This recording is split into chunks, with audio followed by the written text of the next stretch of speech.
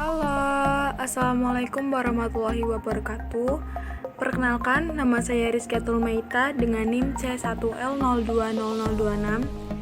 Di sini saya akan memberikan materi tentang sejarah koperasi di dunia dan di Indonesia.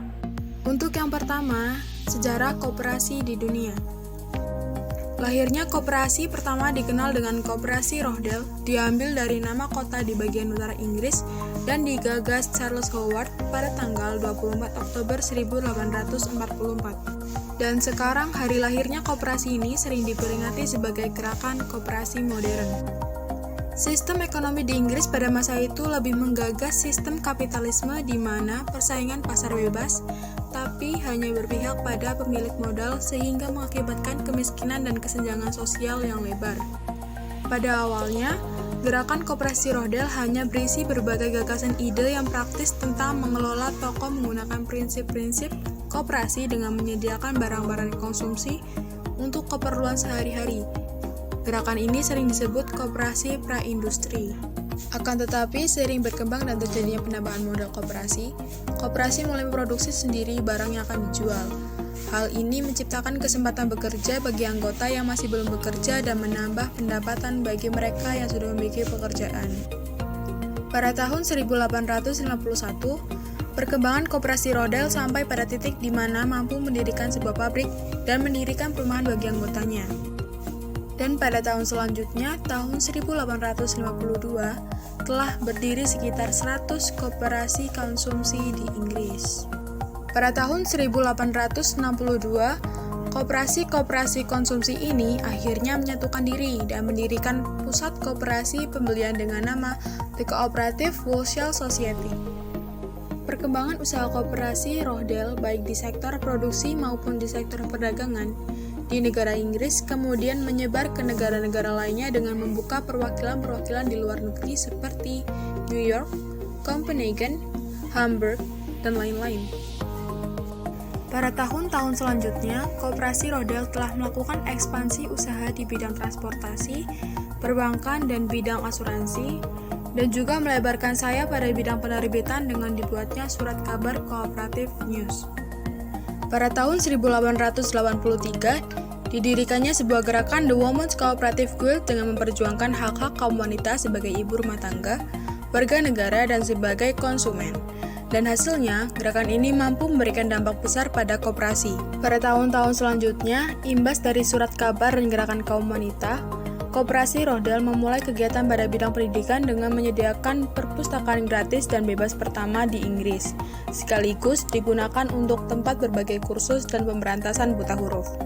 Dari gerakan ini berujung kepada didirikannya Cooperative College pada tahun 1919 di Manchester yang merupakan lembaga pendidikan tinggi pertama yang didirikan oleh koperasi. Pada tahun 1945 dengan masih berpusat pada CWS, koperasi telah memiliki 200 unit pabrik dengan kurang lebih 9.000 pekerja. Perputaran modal saat itu telah mencapai 55 juta pound sterling, dan tahun-tahun selanjutnya jumlah anggota koperasi mencakup 22% dari total penduduk Inggris yang mencapai 50 juta jiwa dan terus meningkat. Prinsip dan nilai-nilai pada Koperasi Rochdale membentuk dasar bagi prinsip-prinsip koperasi yang masih beroperasi di seluruh dunia dan dikembangkan pada negara-negara lain hingga hari ini. Nah, begitu penjelasan singkat tentang sejarah koperasi di dunia. Untuk selanjutnya yaitu sejarah koperasi di Indonesia. Pada zaman penjajahan, banyak rakyat Indonesia yang hidup menderita, tertindas, dan terlilit hutang dengan para rentenir.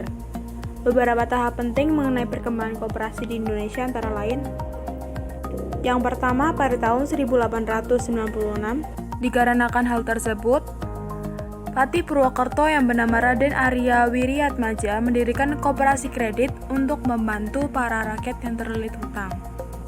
Lalu pada tahun 1908, Perkumpulan Budi Utomo memperbaiki kesejahteraan rakyat melalui kooperasi dan pendidikan dengan mendirikan koperasi rumah tangga yang dipelopori oleh Dr. Sutomo dan Gunawan Mangunkusumo. Setelah Budi Utomo didirikan, sekitar tahun 1911, Serikat Dagang Islam atau dikenal dengan SDI dipimpin oleh Haji Samanhudi dan Haji Omar Said Cokro Aminoto mempropagandakan cita-cita toko koperasi sejenis Wasarda KUD. Hal tersebut bertujuan untuk mengimbangi dan menentang politik pemerintahan kolonial Belanda yang banyak memberikan fasilitas dan menguntungkan para pedagang asing. Namun pelaksanaan baik koperasi yang dibentuk oleh Budi Utomo maupun SDI tidak dapat berkembang dan mengalami kegagalan. Hal ini karena lemahnya pengetahuan perkoperasian, pengalaman berusaha, kejujuran dan kurangnya penelitian tentang bentuk koperasi yang cocok diterapkan di Indonesia. Upaya pemerintah kolonial Belanda untuk memecah belah persatuan dan kesatuan rakyat Indonesia ternyata tidak sebatas pada bidang politik saja, tetapi ke semua bidang termasuk perkoperasian. Hal ini terbukti dengan adanya Undang-Undang Koperasi pada tahun 1915. Yang disebut dengan Verordening of the Cooperative Verenigingen, yakni undang-undang tentang perkumpulan koperasi yang berlaku untuk segala bangsa, jadi bukan khusus untuk Indonesia saja. Undang-undang koperasi tersebut sama dengan Undang-Undang Koperasi di Nederland pada tahun 1876, kemudian diubah pada tahun 1925. Dengan perubahan ini, maka peraturan koperasi di Indonesia juga diubah menjadi Peraturan Koperasi tahun 1933 LN nomor 108. Di samping itu, pada tahun 1927, di Indonesia juga mengeluarkan Undang-Undang nomor 23 tentang peraturan-peraturan koperasi. Namun, pemerintah Belanda tidak mencabut undang-undang tersebut, sehingga terjadi dualisme dalam bidang pembinaan perkoperasian di Indonesia. Meskipun kondisi undang-undang di Indonesia demikian, pergerakan dan upaya bangsa Indonesia untuk melepaskan diri dari kesulitan ekonomi tidak pernah berhenti.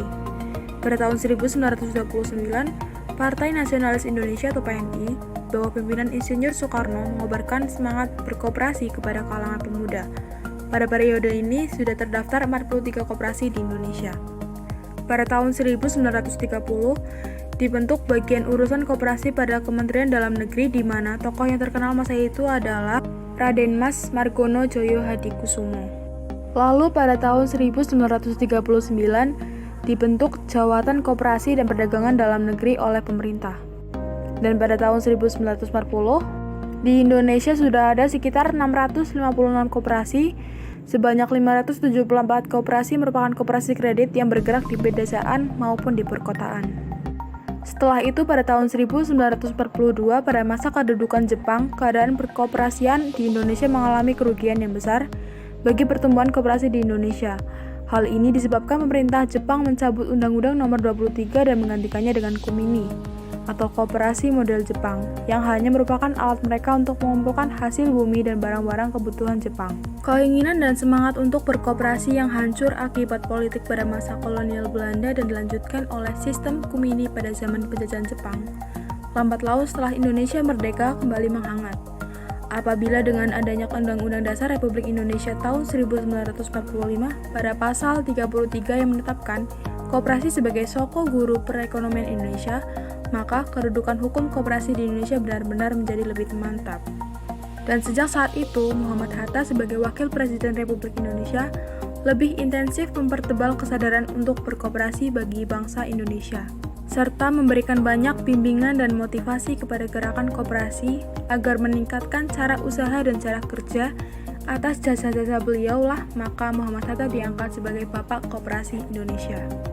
Pada tanggal 12 Juli 1947, dibentuk SOKRI atau Sentral Organisasi Koperasi Rakyat Indonesia dalam Kongres Koperasi Indonesia pertama di Tasikmalaya, sekaligus ditetapkannya sebagai Hari Koperasi Indonesia. Jadi itu penjelasan singkat tentang sejarah koperasi di Indonesia. Sekian dari saya, apabila ada salah kata mohon dimaafkan. Wassalamualaikum warahmatullahi wabarakatuh. Terima kasih.